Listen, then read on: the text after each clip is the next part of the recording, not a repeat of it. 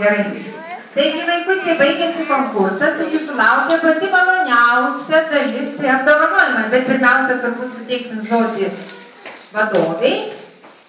Ir aš pirmiausiai tai noriu padėkoti ir mūsų teisėjams, kadangi po to jau ne iki teisėjimus, suprantu vaikams, jie labai lauks ir džiaugsis savo apdovanojimais.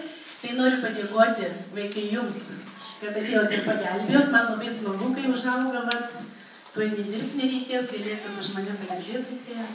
Ačiū visiems, penkiems ir tiems, kurie pas mane nešoko, bet šoka kitur, ir tiems, kurie pas mane šoko ir lauksiu iš jūsų ateinant visada.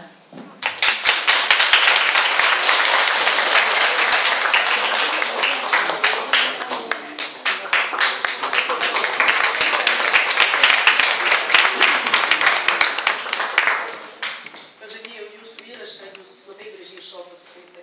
Labai gaila, kad šitą publiką jūsų nematė šiandien. Na, bet ką padarysiu.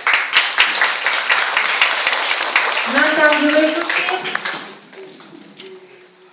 Kas čia dovanos, kas čia? Ernestai, prašom. Kadangi Ernestas man padėjo šitos vaikučius šiek tiek mokyti, tai aš šiandieną paprašysiu jo pagalbos apdovanojimais. Taigi, vaikučiai, dėmesio.